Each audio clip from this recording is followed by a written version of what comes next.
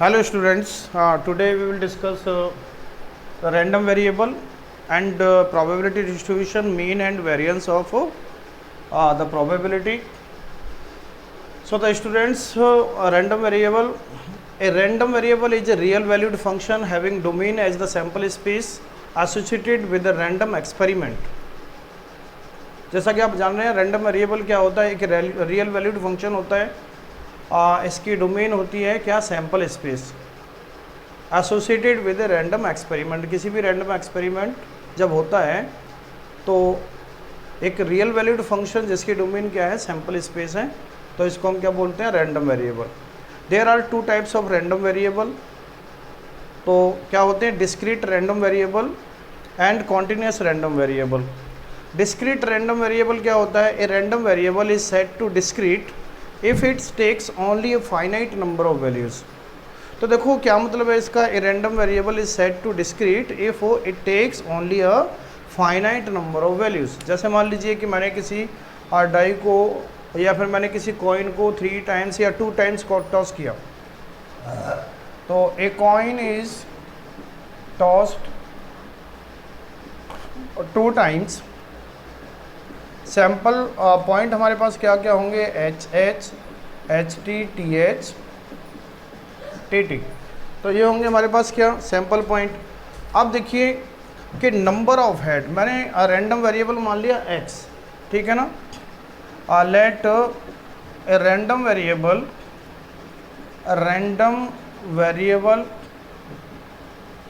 x, और x क्या मान लिया मैंने कि number of head comes up, number of heads. मैंने मान लिया कि जो नंबर ऑफ हेड्स हैं तो वो मैंने क्या मान लिया कि रैंडम वेरिएबल मान लिया बेटा। तो x क्या क्या वैल्यू ले सकता है, देखो नंबर ऑफ हेड्स की कंडीशन देखेंगे तो यहाँ पर देखो नंबर ऑफ हेड्स क्या है, 0। मतलब ऐसा भी हो सकता है कि नंबर ऑफ हेड्स 0 आ जाए, 0 हो गया। नंबर ऑफ हेड्स यहाँ पर कितने हैं, 1 है। यहाँ पर नंबर ऑफ हेड्स कितने हैं, 1 है ना। यहाँ पर नंबर ऑफ हेड्स कितने हैं, 2 हैं। तो x क्या क्या वैल्यू ले सकता है, 0, 1, 2, ठीक है ना। तो ये जो है हमारे पास क्या हो गया, एक random variable, discrete random variable हो गया, क्योंकि यहाँ पर इसने x की क्या क्या वैल्यू ली, इसने 0, 1, 2, ठीक है ना। 0 for no heads, 1 for only 1 heads, HT and TH. There are 2 condition of having 1 head, and there is only 1 condition is there are 2 heads here. So students, this is the random variable. It is also called the discrete random variable. Now another example is when a coin is tossed 3 times. So what will be the random variable? When a coin is tossed 3 times, the coin is tossed 3 times, then sample point will be h h h, h h t, h t h, h t t, ठीक है ना। और ये हो गया t h h, t h t, t t h, t t t.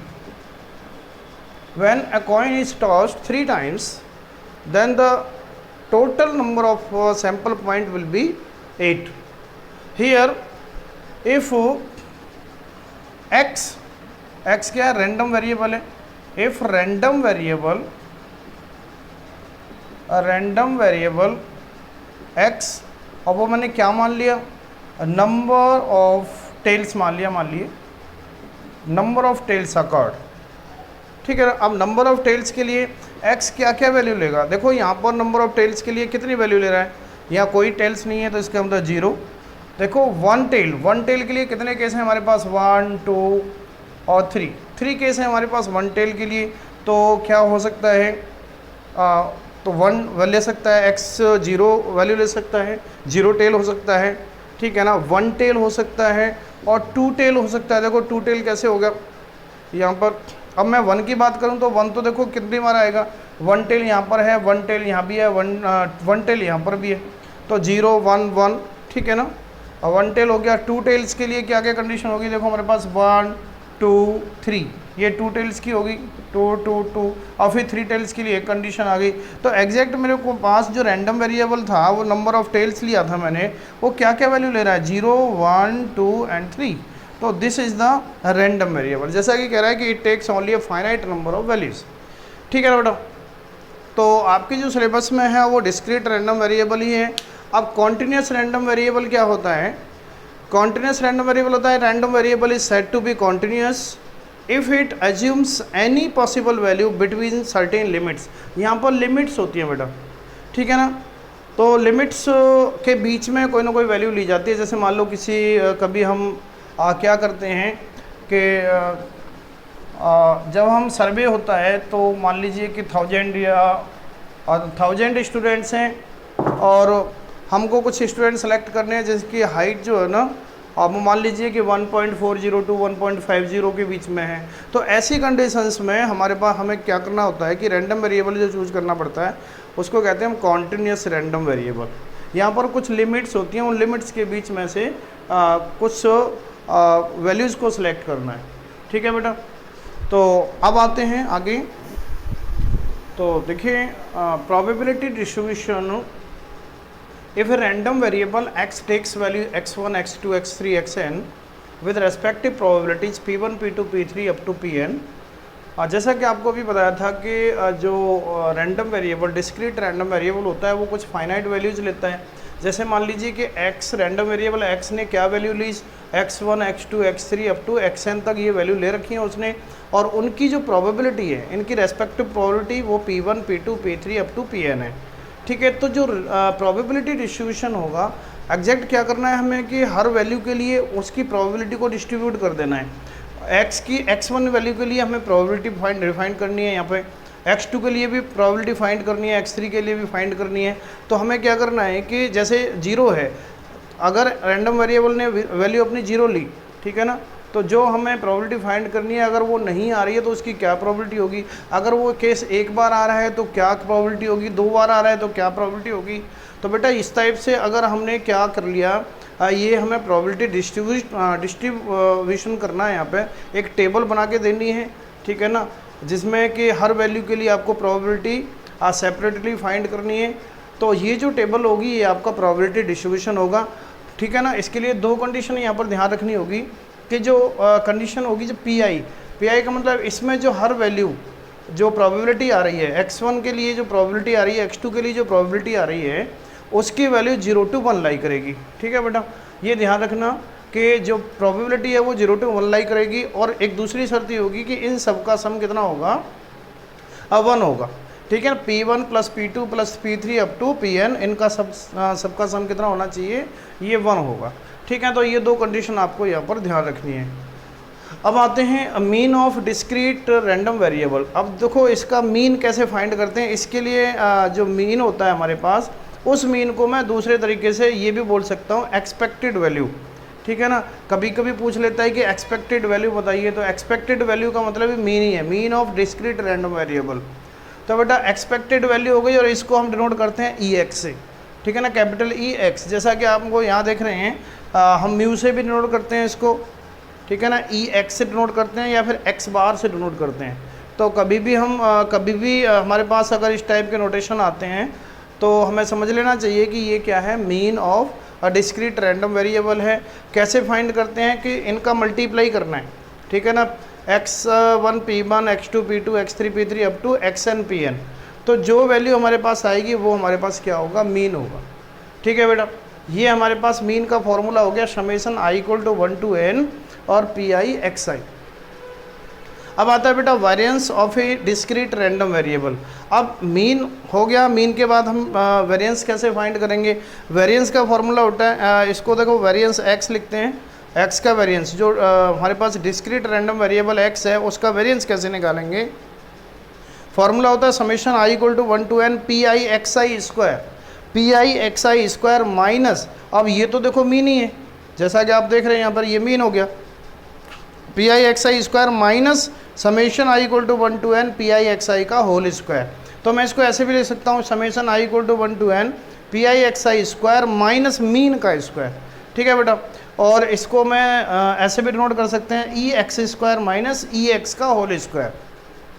तो ये मेरे पास एक वेरिएंस का फॉर्मूला है जिससे इसी का यूज़ करके देखो ये यूज़ होगा इसमें P I x I square निकालेंगे, मतलब इनका स्क्वायर करना पड़ेगा आपको। ये सारी वैल्यूज हैं, इनका स्क्वायर करेंगे और स्क्वायर करके फिर पी आई का मल्टीप्लाई करेंगे, इसमें ऐसे मल्टीप्लाई करेंगे तो ये टर्म आ जाएगा। फिर उसके बाद मीन तो हमारे पास पहले ही निकाल लेंगे मल्टीप्लाई करके, तो जो मीन आएगा उसमें से ये माइनस हो जाएगा। तो हमारे पास ये इस तरीके से मीन ये जो है ना वेरिएंस आप फाइंड कर सकते हैं। और उसके बाद आता है बेटा स्टैंडर्ड डेविएशन एस डी। तो आप जानते ही होंगे कि जब भी एस डी हम फाइंड करते हैं तो वो वेरिएंस का क्या होता है, स्क्वायर रूट लेना पड़ता है। तो बेटा जो वेरिएंस आएगा, मतलब अगर आपसे क्वेश्चन में पूछ लिया कि एच डी कैसे निकालेंगे, एच डी बताइए, तो सबसे पहले आपको क्या करना पड़ेगा, मीन फाइंड करना पड़ेगा। मीन का यूज इसमें होगा, तो इससे हम वेरिएंस निकालेंगे और वेरिएंस निकालने के बाद में उसका स्क्वायर रूट कर देंगे तो हमारे पास क्या बन जाएगा, स्टैंडर्ड डेविएशन बन जाएगा। ठीक है बेटा। तो ये कुछ पॉइंट्स थे जिसमें आपने सीखा random variable, probability distribution, mean of discrete random variable, variance of discrete random variable and standard deviation. अब इसके आगे कुछ करते हैं क्वेश्चन। आप क्वेश्चन डिस्कस करेंगे बेटा। तो देखिए बच्चों, क्वेश्चन है आपका, find the probability distribution of A number of successes in 2 tosses of a die where a success is defined as a number greater than 4, sketch its graph also। Question कहता है कि पेयर ऑफ डाइस को 2 toss कर रहे हैं, एक dice को 2 toss करने हैं, एक डाई को 2 टाइम्स टॉस करना है, ऐसे समझ लीजिए। ठीक है। तो कहता है कि हमें सक्सेस क्या माननी है बेटा, सक्सेस माननी है कि अगर हमारे पास नंबर 4 से ग्रेटर आएगा तो हमारे पास वो सक्सेस रहेगी। तो वो सक्सेस रहेगी तो उसका प्रोबेबिलिटी डिस्ट्रीब्यूशन क्या होगा, कैसे हम प्रोबेबिलिटी डिस्ट्रीब्यूशन बनाएंगे इसका। तो देखिए बेटा, इसमें हमें प्रोबेबिलिटी डिस्ट्रीब्यूशन तैयार करने के लिए बोला है तो हमें रैंडम वेरिएबल मानना पड़ेगा। तो देखिए, let x be the random variable, x be the random variable of success s। मैंने s मान लिया सक्सेस को, जो हमारे पास सक्सेस s है उसका रैंडम वेरिएबल मैंने x मान लिया। Where s is defined, where s is defined as a number greater than 4, जैसा कि क्वेश्चन में बोल रखा है। तो ये जो मैंने पास सक्सेस रहेगी, वो सक्सेस जो मानी हुई है मैंने वो ऐसे डिफाइंड कर रखी है, where s is defined as a number greater than 4 and failure. तो फेलर क्या होगा, फेलर को मैंने एफ मान लिया। भाई सक्सेस एस है, क्या है, ए नंबर ग्रेटर देन 4, उसको मैंने सक्सेस मान लिया। तो अगर वो नंबर 5 से छोटा आएगा, 1 2 3 4 आएगा तो फेलियर केस हो जाएगा। ठीक है ना। देखो यहाँ पर समझने की बात है कि एक्स मैंने रैंडम वेरिएबल माना हुआ है जिसको मैंने एस नाम दे दिया। Where s is defined as a number greater than 4, अगर नंबर ग्रेटर देन 4 आता है तो वो सक्सेस का केस बनेगा। ठीक है। अब सक्सेस का केस बनेगा, उसके बाद फेलियर का केस क्या बनेगा, अगर नंबर 4 या 4 से छोटा आता है तो वो क्या बनेगा, फेलियर का केस बनेगा। तो and failure F is defined और डिफाइंड एज ए नंबर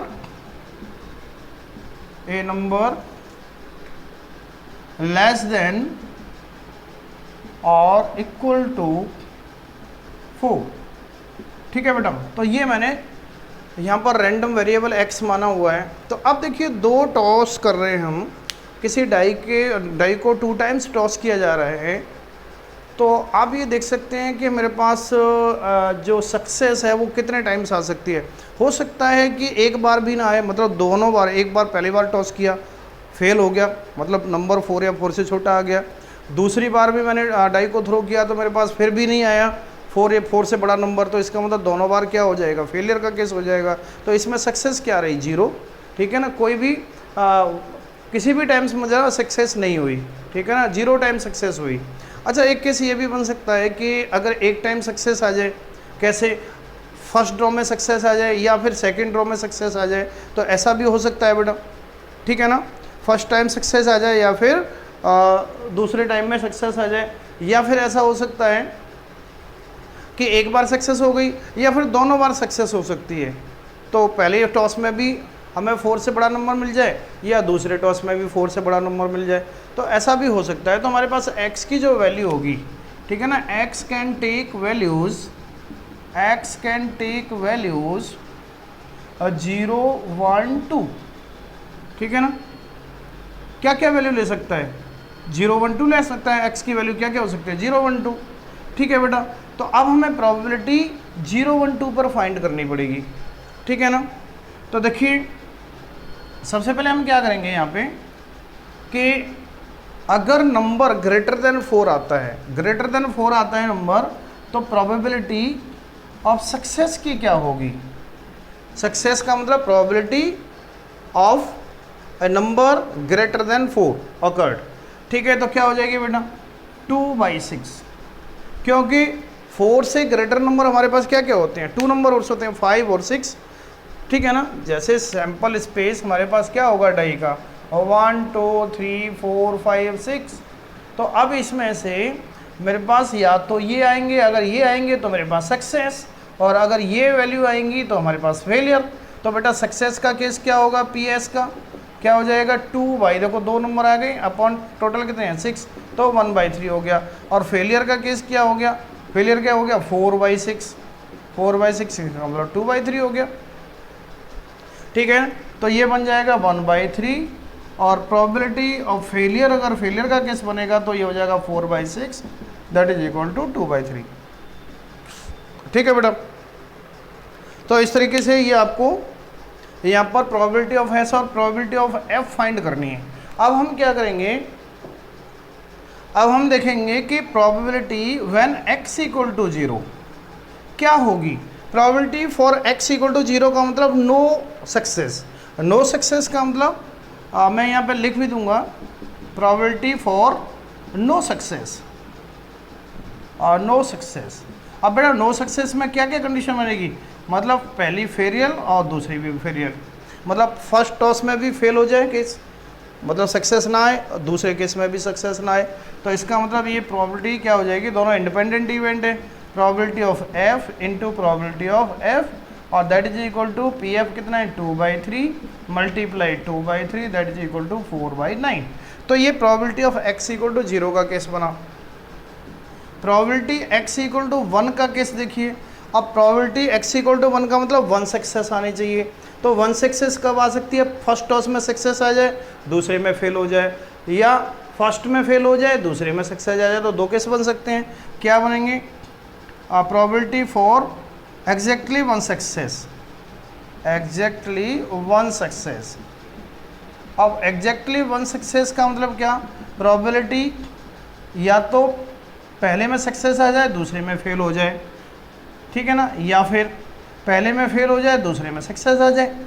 अब इसमें एडिशन लॉ लग जाएगा, तो probability of SF plus probability of FS, ठीक है।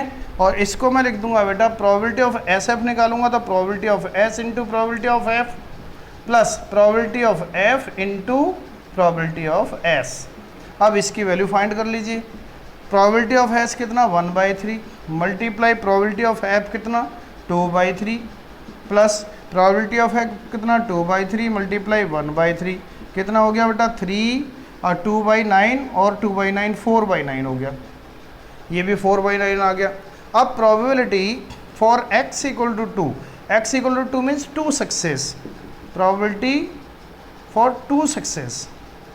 अब 2 सक्सेस का मतलब क्या हो गया बेटा, दोनों टाइम्स दोनों बार सक्सेस आनी चाहिए, मतलब प्रोबेबिलिटी पहली बार में भी सक्सेस और दूसरी बार में भी सक्सेस। तो बेटा कितना हो जाएगा, probability of S into probability of S, और ये बन जाएगा probability of S 1/3 multiply 1/3 equal to 1/9। तो हमारे पास देखो दोनों तीनों केस आ गए। x क्या क्या वैल्यू ले रहा था, 0, 1, 2 ले रहा था, तो 0 के लिए भी प्रोबेबिलिटी फाइंड हो गई, x इक्वल टू 1 के लिए भी प्रोबेबिलिटी आ गई, और x इक्वल टू 2 के लिए भी प्रोबेबिलिटी आ गई। ठीक है बेटा, तो ये ध्यान रखना है आपको, ये प्रोबेबिलिटी हमारे पास ये आ चुकी है। ठीक है, प्रोबेबिलिटी ऑफ 1/3 और प्रोबेबिलिटी ऑफ 2/3। तो अब देखिए हम क्या करेंगे यहाँ पे कि इसके लिए हमें ग्राफ और बनाना है। प्रोबेबिलिटी डिस्ट्रीब्यूशन आपका निकल चुका है। प्रोबेबिलिटी डिस्ट्रीब्यूशन आप कैसे लिख सकते हैं, एक टेबल बना सकते हैं यहाँ पे। कैसे बनाएंगे टेबल बेटा, जैसा कि अभी बताया था आपको, मान लीजिए ये प्रोबेबिलिटी ये x, ठीक है ना, और ये px, x की वैल्यू 0, 1 और ये 2। तो 0 के लिए कितनी प्रोबेबिलिटी, 4/9। 1 के लिए प्रोबेबिलिटी कितनी, 4/9, और 2 के लिए प्रोबेबिलिटी कितनी, 1/9। तो ये हमारे पास क्या बन गया, प्रोबेबिलिटी डिस्ट्रीब्यूशन। ठीक है बेटा, तो इस तरीके से टेबल बनानी है आपको। ये प्रोबेबिलिटी डिस्ट्रीब्यूशन हो गया इस रैंडम वेरिएबल x का। ठीक है ना, अब इसके बाद क्या करते हैं कि ग्राफ बनाते हैं। देखिए ग्राफ कैसे ड्रॉ करते हैं, जैसा कि आप जानते ही हो, ग्राफ x एक्सिस और y एक्सिस पे आपको वैल्यूज लेनी है और उनके ग्राफ बना देने हैं। ठीक है ना, पॉइंट यूज़ करने हैं आपको। तो देखिए जैसे मान लो कि ये मैंने ग्राफ बनाया, ये y एक्सिस मान लो और ये x एक्सिस, इस x पे मैंने वैल्यू ले ली 0, 1, 2। तो ये 0, ये 1 और ये 2। ठीक है, मैंने यहाँ पर नंबरिंग कर ली। ये हो गया बेटा, देखो 9 है नीचे, सब में 9 है, तो मैं ऐसा कुछ कर लूँगा कि ये वैल्यू हो जाएगी मेरे पास, मान लीजिए 1/9, 2/9, 3/9, 4/9, 5/9, 6/9, 7/9, 8/9। ठीक है ना, ऐसे करके हम कुछ वैल्यूज़ यहाँ पर लगा देंगे और ये बन जाएगा हमारे पास ऊपर, ये 1 हो जाएगा, 9/9 1 हो जाएगा। तो प्रोबेबिलिटी तो हमारे पास 0 to 1 के बीच में ही रहनी है, 1 से ऊपर तो हमें वैसे भी नहीं ले जाना। ठीक है ना, तो देखिए 0 पर क्या प्रोबेबिलिटी थी हमारे पास, 4/9। 0 पर 4/9, तो ये यहाँ पर आप एक मार्क कर देंगे। ठीक है ना, ये मार्क हो जाएगा। अच्छा 1 पे कितनी है, 4/9। 1 पे 4/9 है, तो आप यहाँ ऐसे ये यूज़ करेंगे। और 2 पे कितना है, 2 पे भी 1/9 है, तो 2 पे 1/9 है, तो ये यहाँ पर आ जाएगा। तो ये हमारे पास एक ग्राफ तैयार हो जाएगा आपका। ठीक है ना, ये ग्राफ हो गया। ठीक है ना, तो इस टाइप का ग्राफ यूज़ करना है आपको। ये 4/9 हो गया, ये 4/9, ये 1/9। ठीक है बेटा, तो ये ग्राफ हो गया। इस तरीके से आपको ग्राफ ड्रॉ करना है। चलिए नेक्स्ट क्वेश्चन एक बार फिर डिस्कस करते हैं। तो देखिए बच्चों के क्वेश्चन है हमारे पास, क्या क्वेश्चन है, 3 numbers are selected at random without replacement from first 6 positive integers. Let x denote the largest of the 3 numbers obtained. Find the probability distribution of x. क्या है, 6 positive integer, first 6 positive integers आप जानते होंगे। First 6 positive integers क्या हैं, 1, 2, 3, 4, 5, 6। These are first 6 positive integers. अब उनमें से आपको 3 नंबर सेलेक्ट करने हैं। 3 नंबर सेलेक्ट करने, उनमें से 3 नंबर्स में से जो ग्रेटर होगा, ठीक है ना, वो आपका रैंडम वेरिएबल है। जो ग्रेटर है, जैसा कि उसने कहा है कि let x denote the largest of the 3 numbers obtained. जब आप 3 नंबर सेलेक्ट करेंगे 6 में से, तो कोई ना कोई तो लार्जेस्ट आएगा ही आएगा। तो वो हमारे पास क्या है, वो रैंडम वेरिएबल है। तो उसका आपको प्रोबेबिलिटी डिस्ट्रीब्यूशन फाइंड करना है। तो देखिए बेटा, here x denote the random variable, random variable क्या है, रैंडम वेरिएबल कैसे डिफाइंड किया हुआ है, the largest of the 3 number selected, the largest of 3 numbers, the largest of the 3 numbers. ठीक है बेटा, लार्जेस्ट ऑफ द 3 नंबर्स, ये हमारे पास सक्सेस डिफाइंड है from the first 6 positive integer. Positive integers भी जानते हो आप क्या है, 1 2 3 4 5 6, इनसे आपको सेलेक्ट करने हैं और ये हमारे पास क्या रहेगा, success, largest of the 3 number. तो देखिए x क्या क्या वैल्यू ले सकता है, यहाँ पर रैंडम वेरिएबल क्या क्या वैल्यू ले सकता है। Here x can take values, here x can take values, क्या क्या वैल्यू ले सकता है। जब 3 नंबर सेलेक्ट होंगे तो ग्रेटेस्ट नंबर क्या क्या हो सकता है। देखो जब 3 नंबर सेलेक्ट होंगे, मान लो कि मैंने 1 4 5 ले लिया, सेलेक्ट किया तो 5 ग्रेटर हो गया, ठीक है ना। 2 3 4 ले लिया तो 4 ग्रेटर हो गया, 6 3 1 ले लिया तो 6 ग्रेटर हो गया, 1 2 3 ले सकता हूँ तो 3 ग्रेटर हो गया। अच्छा 2 ग्रेटर कभी नहीं आएगा भाई, 3 नंबर ले लो 2 ग्रेटर तो आएगा ही नहीं, 1 ग्रेटर कभी नहीं आएगा, क्योंकि 1 2 3 नंबर लेने हैं, 3 नंबर में से 1 ग्रेटर जो कंडीशन है मेरे पास रैंडम वेरिएबल वो क्या है, ग्रेटर नंबर। 3 में से जो ग्रेटर है वो रैंडम वेरिएबल है। तो देखो 1 2 3 लूँगा तब भी 3 मिनिमम होगा जो ग्रेटर होगा, ठीक है ना। तो x can take values 3 4 5 and 6। तो ये जो है ना x वैल्यू ले सकता है 3 4 5 एंड 6, क्योंकि जब हम 3 नंबर सेलेक्ट करेंगे यहाँ से, तो बेटा 3 नंबर सेलेक्ट करेंगे तो कम से कम 3 तो ग्रेटर आएगा ही आएगा ना। जैसे मान लो कि 1 2 3 भी कभी ना कभी सेलेक्ट होगा, जब 1 2 3 सेलेक्ट होगा तो बड़ा नंबर कौन सा होगा, 3 होगा, तो 3 तो आ सकता है, लेकिन 2 कैसे आएगा, 2 तो नहीं आ सकता। मान लो मैंने 1 2 4 कर लिया तो फिर भी 4 हो गया ग्रेटर, ठीक है ना। मैंने 3 1 4 कर लिया तब भी 4 ग्रेटर हो गया, तो लेकिन 2 और 1 तो ग्रेटर की कंडीशन में कभी नहीं आएंगे। तो बेटा x can take values 3 4 5 and 6। तो अब देखिए प्रोबेबिलिटी आपको फाइंड करनी है, probability for x equal to 3। x equal to 3 का मतलब है कि जब 3 ग्रेटर होगा, ठीक है ना बेटा, जब 3 ग्रेटर होगा तो उस समय प्रोबेबिलिटी क्या होगी। तो देखो जब 3 ग्रेटर होगा तो निश्चित रूप से ये नंबर होंगे हमारे पास, जब 3 ग्रेटर होगा तो 1 2 3 तो होंगे, ठीक है ना। समझिए आप कि आपको क्या करना है कि जब हमारे पास ग्रेटर नंबर क्या होगा, 3 होगा, तो जब 3 नंबर होगा मेरे पास ग्रेटर तो 1 2 छोटे होंगे, और 1 2 छोटे होंगे, इसका मतलब प्रोबेबिलिटी कैसे निकालेंगे। इसकी प्रोबेबिलिटी होगी, देखो 3 तो हमने लेना ही लेना है, 1 2 3 से हमने 3 लेना ही लेना है, तो 3 को तो हमने सेलेक्ट कर लिया, एक ही चांस है उसका, 1 किस बनेगा, ठीक है ना। अब 1 2 में से क्या लेना है, 2 में से कितने लेने हैं, 2 नंबर और लेने, ठीक है बेटा। हमें क्या करना है, प्रोबेबिलिटी ऑफ 2 में से 2 नंबर लेने, ठीक है ना। तो देखो 1C1 का मतलब है कि ये जो 1 है मेरे पास, ये जो 3 है, 3 में से 3 तो लेना ही लेना है, तो 1C1 हो गया। और ये जो बाकी जो 2 नंबर हैं, इनमें से ये 2 के 2 लेने हैं, तभी तो 3 नंबर सेलेक्ट करेंगे हम।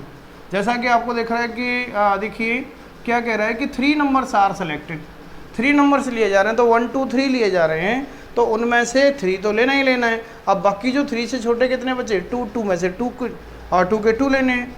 टोटल हमारे पास कितना लेने हैं, 3 लेने हैं। टोटल कितने थे, 6 में से 3 लेने हैं, तो 63 से डिवाइड हो जाएगा, तो ये बन जाएगा 1C1 1 2C2 1 अपॉन 63 हो जाएगा 654 अपॉन 3 इंटू 2। तो ये बन जाएगा बेटा हमारे पास कितना, 3 2 जा 6, 2 से ये 2 टाइम्स कैंसिल हो गया, ये हो गया 1/20, ठीक है बेटा, ये 1/20 हो गई कंडीशन। अब प्रोबेबिलिटी x इक्वल टू 4 के लिए, x इक्वल टू 4 के अगर ग्रेटर नंबर 4 है, अगर ग्रेटर 4 है, ठीक है ना, अगर ग्रेटर 4 है, मान लो जो कि ये 4 ग्रेटर आ रहा है, तो इसका मतलब एक नंबर तो ये आ ही गया। अब 2 और लेने हैं, तो 2 में इनमें से उठाऊंगा ना, तीनों में से 3 में से 2 सेलेक्ट करने पड़ेंगे, क्योंकि 2 तो इससे छोटे ही लेने पड़ेंगे मेरे को।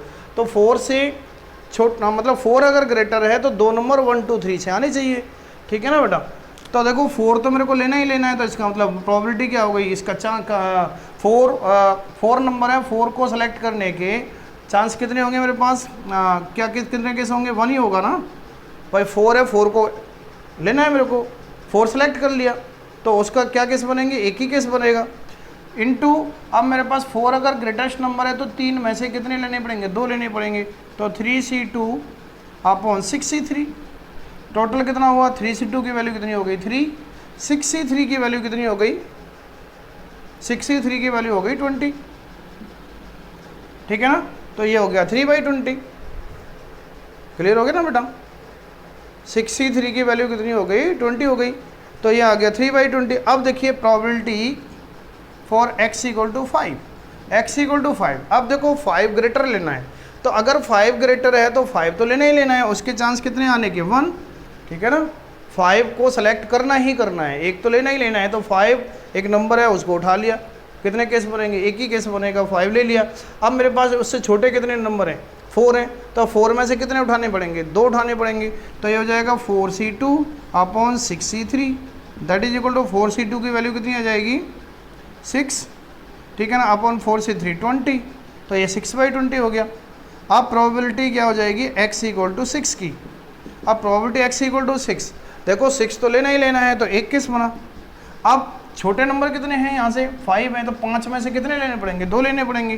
तो 5C2 अपॉन 6C3, तो ये बंदा बन जाएगा 5C2 की वैल्यू 10 अपॉन 6C3 की वैल्यू 20, ठीक है ना, 10/20 हो गया। तो ये मैंने प्रोबेबिलिटी फाइंड कर ली x इक्वल टू 3 के, x इक्वल टू 4, 5, 6 पे।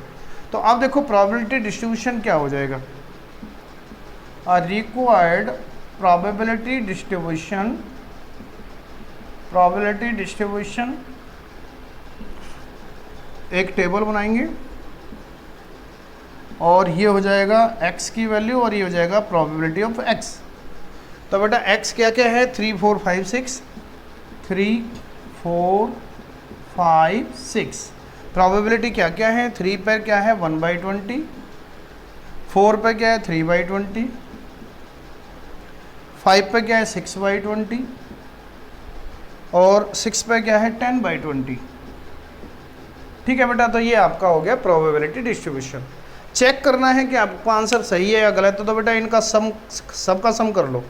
तो अगर इनका सबका सम 1 आ जाए तो ये मान लो कि आपका क्वेश्चन बिल्कुल सही है। जो प्रोबेबिलिटी आ रही है उनका सबका सम कितना होना चाहिए, हमारे पास 1 आना चाहिए।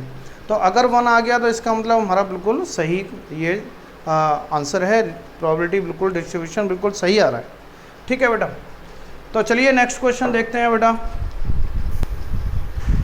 तो देखिए स्टूडेंट, क्वेश्चन है हमारे पास प्रोबेबिलिटी डिस्ट्रीब्यूशन का क्वेश्चन है और उसमें आपको फाइंड करना है मीन एंड वेरिएंस।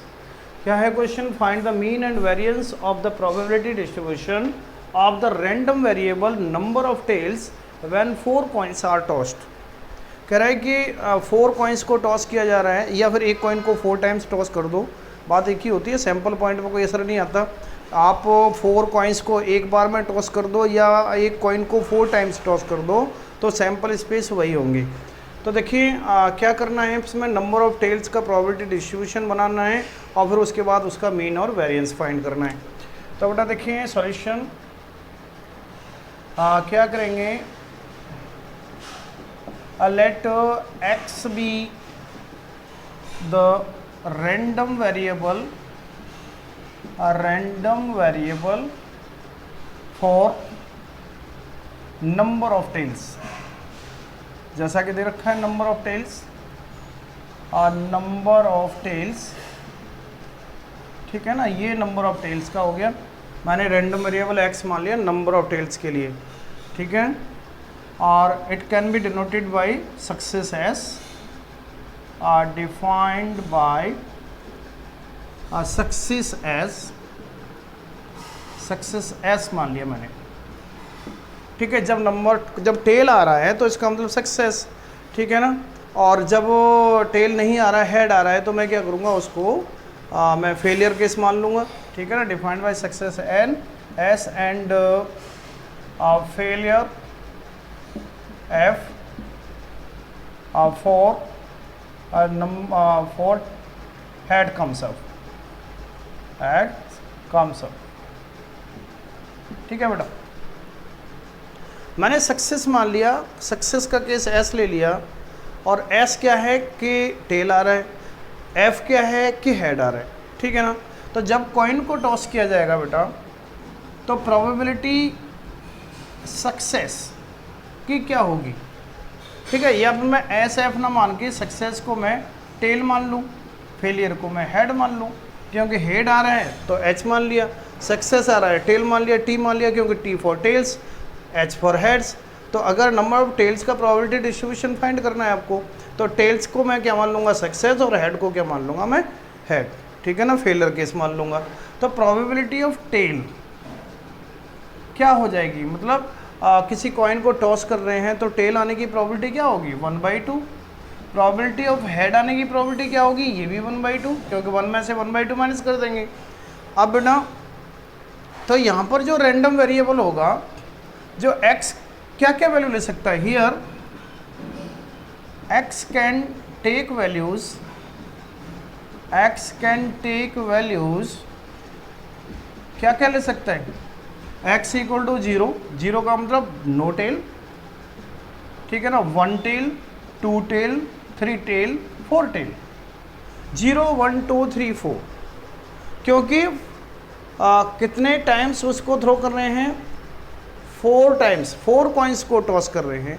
तो 4 कॉइन्स को टॉस कर रहे हैं तो 0 टेल आ सकता है, एक बार टेल आ सकता है, ठीक है ना, एक कॉइन पर टेस आ सकता है, एक कॉइन पर टेल आ सकता है, 2 कॉइन्स पर टेल आ सकता है, 3 कॉइन्स पर टेल आ सकता है, और 4 कॉइन्स पर भी टेल आ सकता है। तो ये हमारे पास पॉसिबिलिटीज़ है।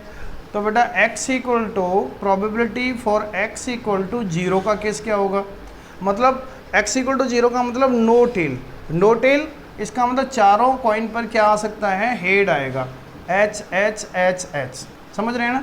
x इक्वल टू 0 का मतलब x क्या है मेरे पास, number of tails, number of tails का मतलब x इक्वल टू 0 क्या हो गया, नो टेल। जब टेल है ही नहीं, इसका मतलब है कि चारों कॉइन्स पर क्या आने वाला है, हेड आने वाला है। प्रोबेबिलिटी क्या है, ये इंडिपेंडेंट इवेंट है, तो क्या हो जाएगा, probability h into probability h into probability h into probability h, ठीक है ना। प्रोबेबिलिटी ऑफ h की 1/2 है, तो 1/2 multiply 1/2 multiply 1/2, 1/2 that is equal to 1/16। तो ये प्रोबेबिलिटी x इक्वल टू 0 का केस हो गया। Probability for x equal to 1, x equal to 1 के कितने केस होंगे, x इक्वल टू 1 का मतलब 1 टेल आना चाहिए। अब 1 टेल पता नहीं कौन सी टेल, कौन से कॉइन पे आ जाए, ठीक है। तो क्या हो सकता है हमारे पास बेटा कि एक कॉइन पर ये आ सकता है, 1 टेल आना है तो टेल, हेड हेड हेड, ये भी हो सकता है।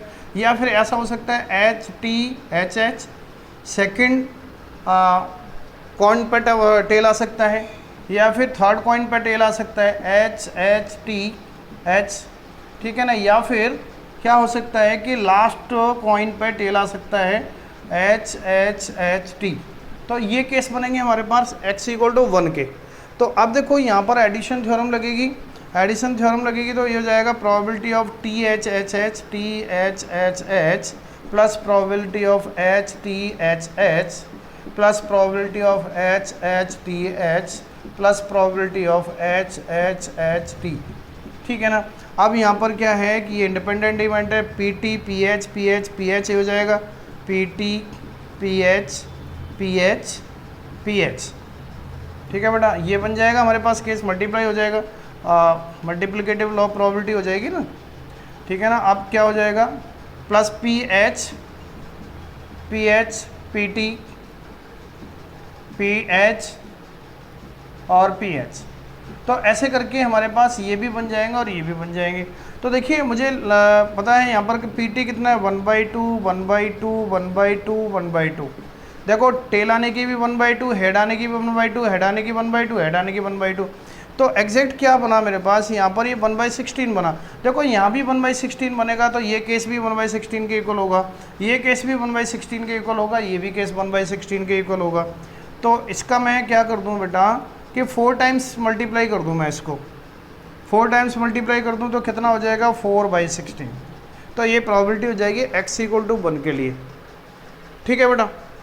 देखो 4 केसेस बनेंगे यहाँ पर, फर्स्ट कॉइन पर टेल आ जाए, सेकंड कॉइन पर टेल आ जाए, थर्ड पे आ जाए, फोर्थ पे आ जाए। तो ये जो है ना कंडीशन हमारे पास, फिर एडिशन थ्योरम लगेगी, फिर मल्टीप्लिकेशन थ्योरम लगेगी। तो हर केस की वैल्यू 1/16 आएगी।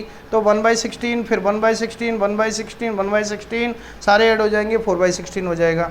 फिर बेटा probability for x equal to 2 के लिए, x इक्वल टू 2 के लिए क्या करना है आपको, कितने केस बनेंगे कि 2 टेल आ जाएं, तो बेटा पहले 2 पे टेल आ जाएं, ठीक है ना। ऐसा हो सकता है कि पहले 2 कॉइन पे टेल आ जाए, या फिर ऐसा हो सकता है कि ये जो टेल है यहाँ आ जाए एच टी टी फिर एच, ठीक है ना, सेकंड और थर्ड पे टेल आ जाए, या फिर ऐसा हो सकता है कि एच एच टी टी, ठीक है ना, लास्ट के 2 कॉइन पे टेल आ जाए, या फिर ऐसा भी हो सकता है कि टी एच, ठीक है ना, पहले पे आ जाए थर्ड पे आ जाए, ठीक है ना, ये टेल हो सकते हैं।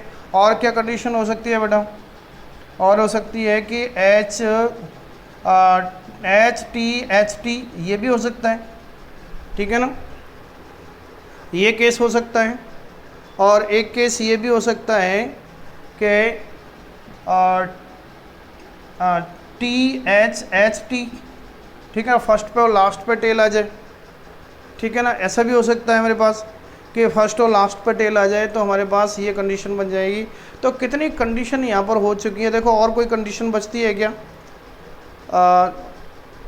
कैसे बना सकते हैं हम इसमें, टी देखो पहले 2 कॉइन पे टेल, सेकंड और थर्ड पे टेल, थर्ड और फोर्थ पे टेल, फर्स्ट और थर्ड पे टेल, ठीक है ना, सेकंड और फोर्थ पे टेल, फर्स्ट और फोर्थ पे टेल।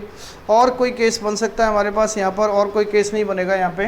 तो बेटा ये जो है ना क्या हो जाएगा, यहाँ सबसे पहले एडिशन थ्योरम लगेगी, एडिशन के बाद मल्टीप्लिकेशन लगेगी। तो मुझे पता है देखो कि टेल आने की प्रोबेबिलिटी 1/2, इसकी भी 1/2, इसकी भी 1/2, तो 1/2 1/2 1/2 1/2 मल्टीप्लाई होगा 1/16, तो ये भी 1/16, ये भी 1/16 1/16 1/16 1/16 1/16, तो ऐड होके कितना हो जाएगा बेटा 6/16। तो मैंने यहाँ पर डायरेक्ट यहाँ लिख दिया है, ठीक है ना, आप समझ सकते हैं इसको कि वही प्रोसीजर है मेरे पास, वही काम करना है।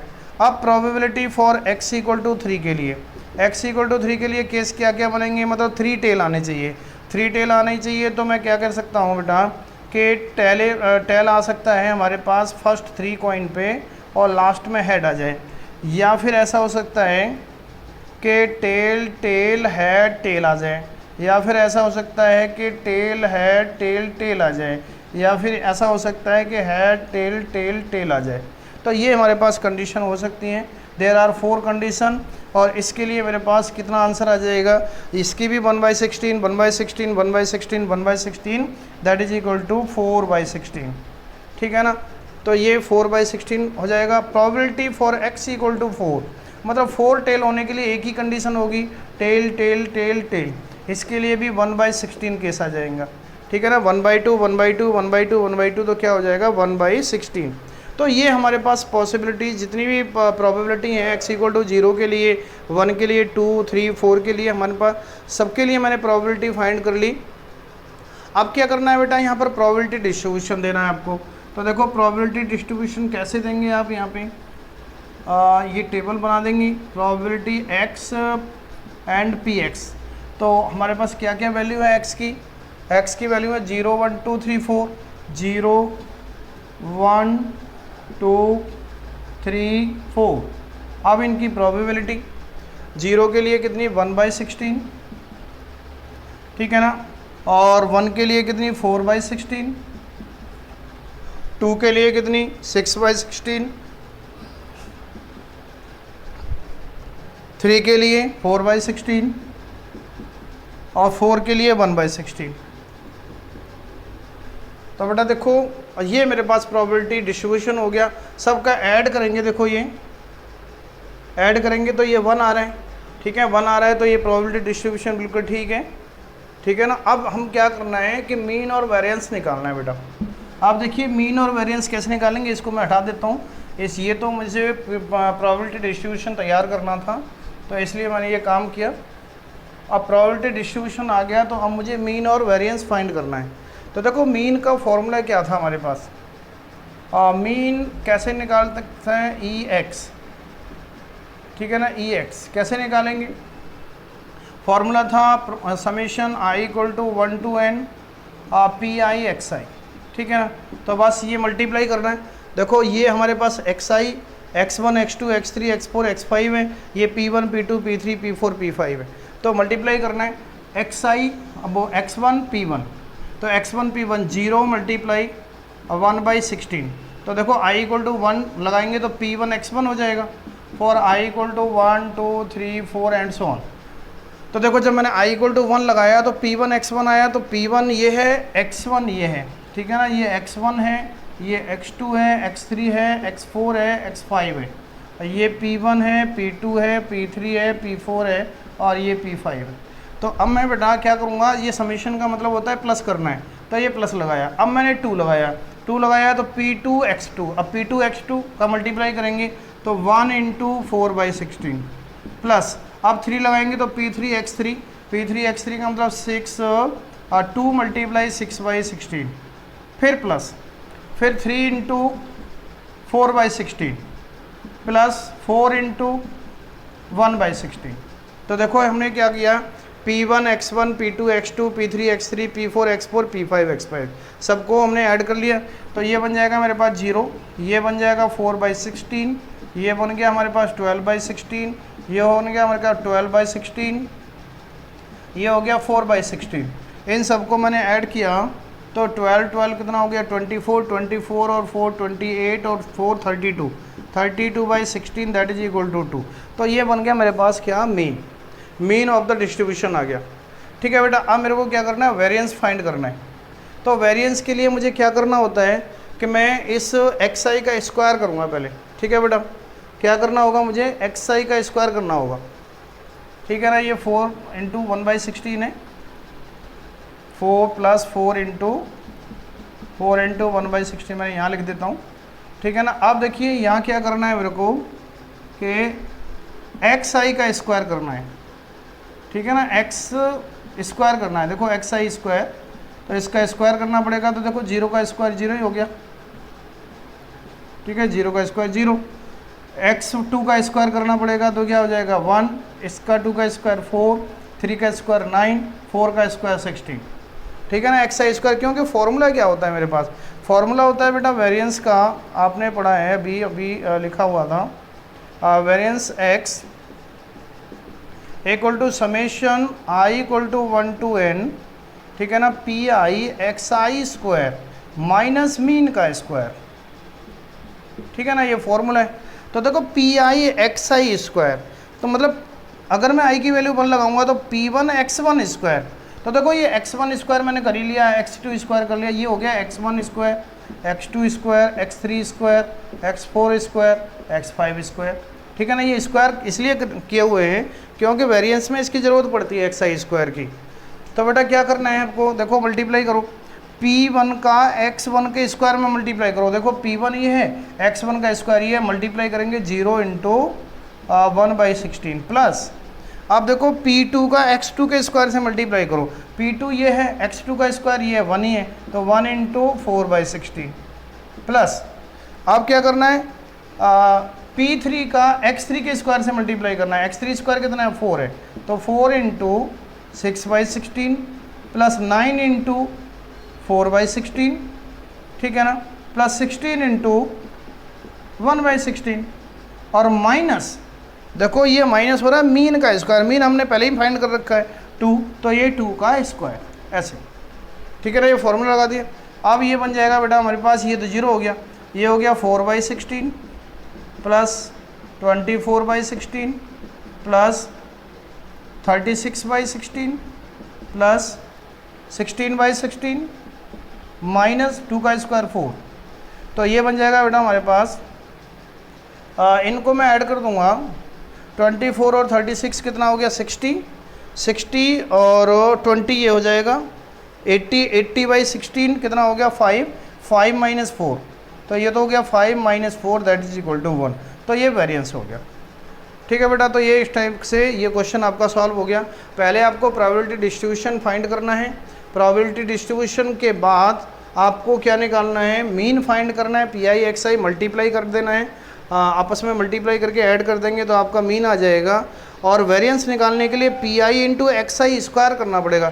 तो जो xi है ना, जितना आपके पास ये x1 x2 इनका पहले स्क्वायर कर लो, फिर उसके साथ मल्टीप्लाई करो पी आई के साथ। ठीक है ना, तो पी आई xi स्क्वायर निकल जाएगा, उसमें से मीन का स्क्वायर माइनस कर देंगे तो आपका ये आंसर आ जाएगा। ठीक है बेटा। Okay students, thank you very much. ठीक है ना, तो आप ये जो ना करके कर लेना क्वेश्चन। ओके बेटा, थैंक यू।